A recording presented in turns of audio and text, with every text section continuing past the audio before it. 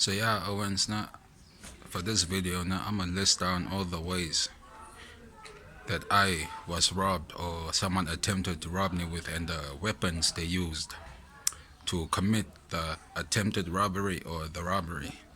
The first time I got robbed, it was with a pocket knife. I don't even know how I let that slide, but I let it slid. It was with a pocket knife. The second time, it was an attempted robbery. It was with a screwdriver, Owens. Man had a tool that couldn't finish the job.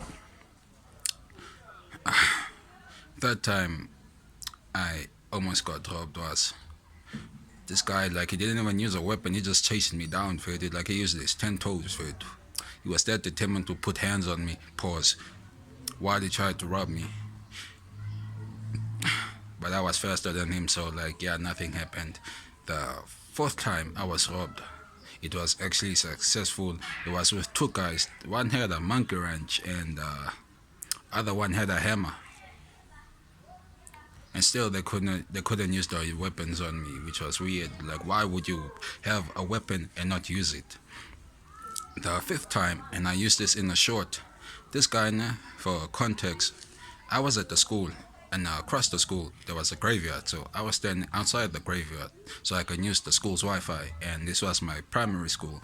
And this guy came up to me and he asked for directions to a place that he clearly know, but since I did not know him, I just told him, like, yo, go up this hill, and like, you go up that zigzag road and then you will find your destination.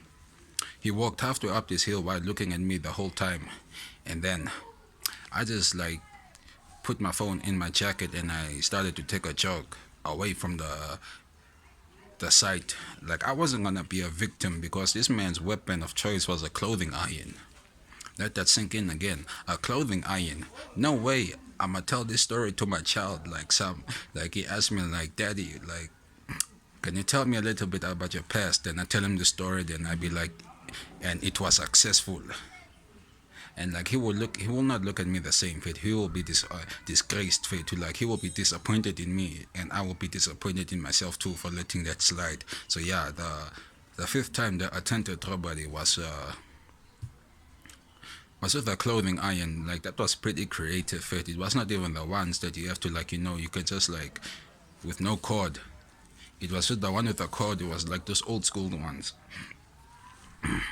Now, this is for the people that I knew, like stories I heard how people got robbed in my old hood. One guy was robbed with a Moses rod. Now, for those who don't know what a Moses rod is, that's a stick. That's a piece of wood.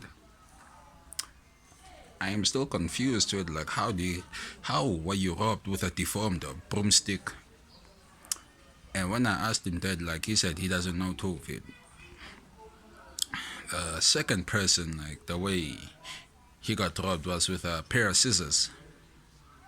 I am still confused on how you let a nigga, like, a pair of scissors, dog. Like you were outside and there were bricks. You could have used, like, something to defend yourself, but like, he was successfully robbed by a pair of scissors. This other guy who got robbed, this man's weapon of choice, the assailant's weapon of choice was not a physical weapon, was his IQ, because, like, he said, yo, can I borrow your phone or something? And we never saw that guy again who asked to borrow that other guy's phone.